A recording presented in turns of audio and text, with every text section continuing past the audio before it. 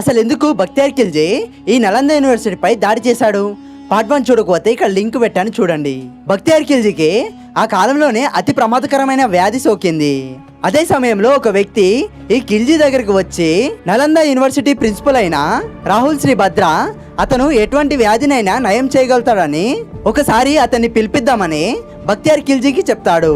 అయితే ఇస్లాం మతం ప్రకారం వాళ్ళ మతాన్ని నమ్మని వాళ్ళు వేరే మతస్థు వాళ్ళను కాఫిర్స్ గా కన్సిడర్ చేస్తారు.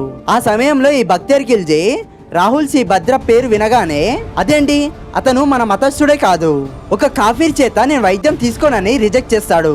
అలా బక్తియార్ ఖిల్జీ ఆరోగ్యం రోజు రోజుకి చాలా విషమంగా మారడంతో వేరే దారి లేక రాహుల్ శ్రీ భద్రను పిలుస్తారు.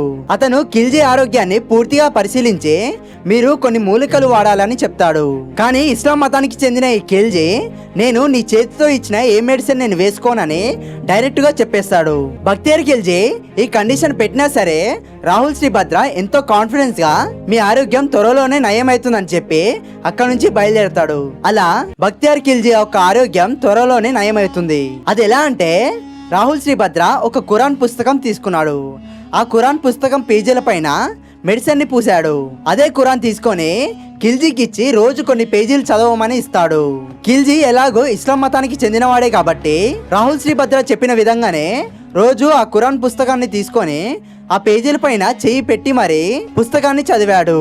ఆ విధంగానే రాహుల్ శ్రీ భద్ర పూసిన మెడిసిన్ అనేది ఖిల్జీ శరీరంలోకి చేరి అతని ఆరోగ్యం నయమైంది.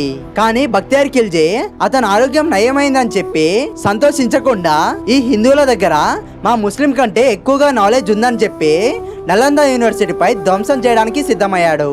కానీ 13వ శతాబ్దంలో ఒక్క దాడితో అంతా ముగిసిపోయింది. బక్తియార్ ఖిల్జీ 1193వ సంవత్సరంలో ఈ యూనివర్సిటీపై అటాక్ చేశాడు. అటాక్ చేసిందే కాకుండా అక్కడున్న విద్యార్థుల్ని అతి కిరాతకంగా చంపేశాడు. అక్కడికి చదువుకోవడానికి వచ్చిన వేలాది మంది జనాల్ని కూడా బ్రతికుండగానే కాల్చి చంపేశాడు. అలా అందరినీ చంపేశాక యూనివర్సిటీలో ఉన్న 90 లక్షల పుస్తకాల్ని అగ్గితో నిప్పంటించేశాడు. అలా లైబ్రరీలో ఉన్న పుస్తకాలు కాలిపోవడానికి దాదాపు 3 నెలల పాటు సమయం పట్టింది. అలా 90 రోజుల పాటు లైబ్రరీలో ఉన్న పుస్తకాలు మొత్తం నిరంతరం మండుతూ ఉన్నాయి. అసలు ఎందుకు బక్తియార్ ఖిల్జీ ఈ నలంద యూనివర్సిటీని ధ్వంసం చేశాడు? అది తెలుసుకోవాలంటే పార్ట్ 2 అని కామెంట్ చేయండి.